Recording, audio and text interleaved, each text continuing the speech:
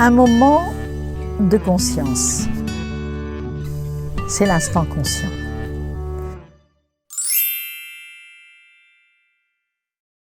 Bienvenue sur ce nouvel épisode de l'Instant Conscient. Cette fois-ci, nous allons aborder l'effondrement. C'est-à-dire, en fait, ce qu'on appelle l'effondrement, c'est quand tout a l'air de s'effondrer autour de nous. Et parfois en nous, du coup. C'est-à-dire, il y a un sentiment, on peut l'appeler, certains l'appelleraient de dépression, d'autres l'appelleraient déprime, d'autres l'appelleraient plus de sens à rien. En tout cas, c'est un passage compliqué qu'on va traverser où on a l'impression que rien ne fonctionne, tout s'écroule. Le travail, ça ne va pas, les amours, ça ne va pas, les enfants, ça ne va pas, rien ne fonctionne, la voiture tombe en panne, on n'arrive pas à retrouver notre joie, on n'arrive pas à trouver du plaisir. Il y a beaucoup de raisons à ça. Il y a beaucoup de raisons ou de prétextes à ça. Parfois, on peut vraiment trouver des bons prétextes à cet effondrement. Mais moi, j'aime bien, vous savez, regarder les choses autour de nous. Et j'aime bien les métaphores pour ce qu'elles nous apprennent aussi. Imaginons un immeuble qui s'effondre. Wow, il s'effondre totalement. Quand il s'effondre, qu'est-ce qui va se passer derrière? Il va y avoir une reconstruction.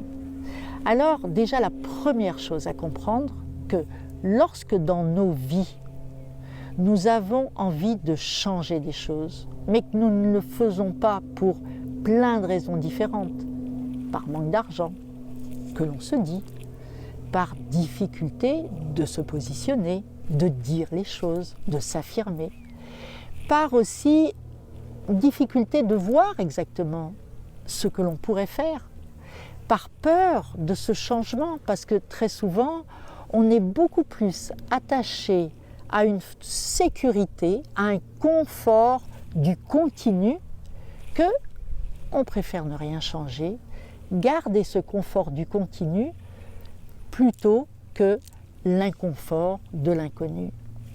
On oublie juste une chose, c'est que ce continu, ce connu, là, on l'appelle un confort, mais c'est un inconfort, puisqu'aujourd'hui, on est dans un sentiment d'effondrement. Le sentiment d'effondrement est toujours là pour nous appeler à un changement. C'est-à-dire qu'au lieu de le prendre de façon catastrophique, on peut se dire, en fait, comme ces chemins-là, ça veut dire que j'ai un chemin à prendre, un autre chemin que celui qui va tout droit.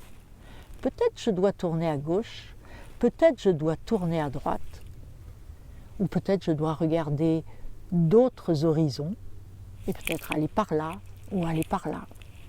À moi d'ouvrir grand mes œillères pour voir vers où je peux aller aujourd'hui. L'idée n'est jamais d'aborder, d'entamer ou de construire un changement radical. L'idée est déjà de se poser la question, qu'est-ce que je dois changer? Vers quoi est-ce que j'aimerais aller? Et encore une fois, de prendre le temps. Parce que le temps est vraiment un grand allié dont on se sert trop peu. On a toujours peur qu'il nous manque, mais est-ce qu'on sait vraiment s'en servir? Parfois on trouve qu'il y a trop de temps. Servons-nous du temps pour prendre le temps de cette réflexion de ce que je veux changer, vers où je veux aller, qu'est-ce qui me fait vibrer, qu'est-ce qui me fait grandir ma joie, qu'est-ce qui me fait sentir exister, qu'est-ce qui me fait sentir être bien là, bien rempli, bien incarné. Il y a sûrement des activités, peut-être, sûrement, mais peut-être aussi, des activités que j'ai laissées tomber. Peut-être que c'est bien qu'aujourd'hui, je retrouve un peu de ces activités et voir si elles me créent toujours la même joie. Et dans ces cas-là, peut-être que ça va me donner des indications sur le chemin que je dois prendre. En tout cas, sur comment je vais le prendre. Qu'est-ce que je vais mettre dans mon sac à dos? Quel type de chaussures je vais mettre? Comment je vais m'habiller? Est-ce qu'il pleut? Est-ce qu'il ne pleut pas? Est-ce qu'il fait chaud? Est-ce que j'ai besoin d'un chapeau? Et ça, j'ai le temps de préparer ce chemin. La seule chose, c'est quand on est dans une situation d'effondrement, je l'appelle comme ça, ben, l'idée est de comprendre qu'il y a un changement qui arrive, d'accepter cet effondrement et de réfléchir à ce que je dois mettre en place pour aller vers autre chose. Et là, souvent, la place du coach est très importante parce que le coach est l'artisan du changement pour l'autre.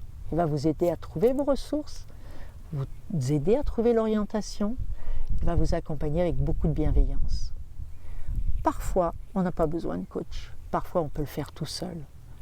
Qu'on le fasse tout seul ou avec quelqu'un d'autre, peu importe. L'idée est de s'en occuper.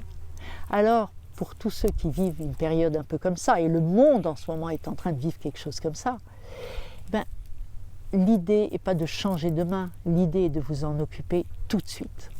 Réfléchir à ça et prendre le temps de dessiner, c'est-à-dire même de porter une intention, un dessin, et de dessiner, de croquer, d'écrire, vers où vous aimeriez aller. Ça sera déjà une action très importante qui vous fera énormément de bien. Alors je vous souhaite une très belle reconstruction et je vous souhaite aussi une belle acceptation de ce qui se passe et de vous réjouir déjà à l'avance car demain sera un autre jour, c'est sûr. À très bientôt.